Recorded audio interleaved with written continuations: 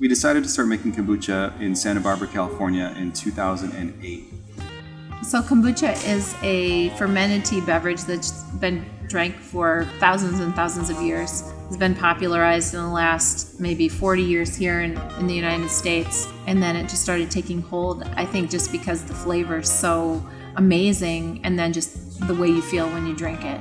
You take sweet tea and you put it in a culture that's a unique culture, that's a symbiotic culture of bacteria and yeast, which is SCOBY, that's a short for it. It replicates itself. And it doesn't change, which is always interesting to me. No matter how, we've been brewing with the same cultures for almost 10 years, and they just keep replicating the same group of microorganisms that are beneficial. So the end result of the tea will have all kinds of probiotics and yeast and bacteria that are really good for your body.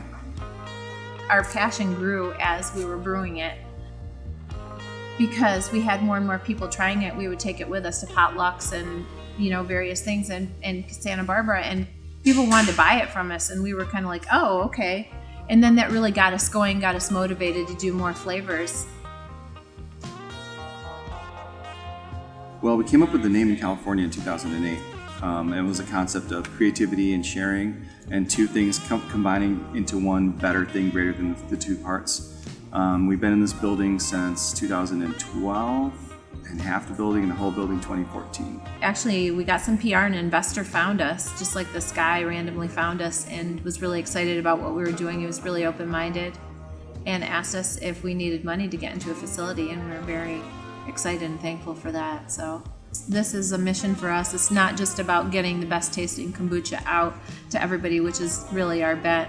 We care about health benefits, but we really want something that's a craft product that's made with care and love, and also just the intention of spreading love, health, and possibility to everybody that comes in contact with it. And that's our sort of like our secret mission. It's not secret, but it's a mission that we have. For our brewing process, what makes us different from the competition is we have basically, it's almost a 3-month fermentation cycle with 3 different ferments. We have an initial culture ferment, we have a secondary, or I will call it a primary brewing ferment, and then we have a bottle conditioning ferment. So from beginning to end, it takes almost 3 months to make all of our beers. Our teas are about 2 months.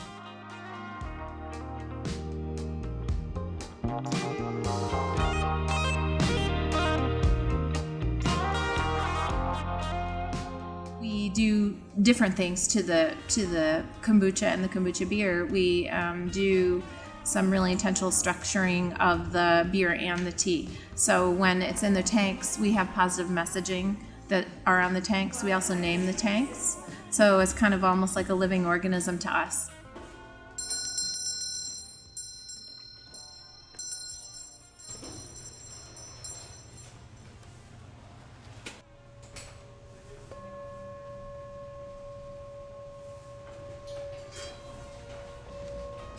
Masaru Emoto, who's a scientist, a Japanese scientist, did studies on water crystals where people would put their thought energy into the water crystals, and they would water and they would freeze it, and then they would look at the crystals.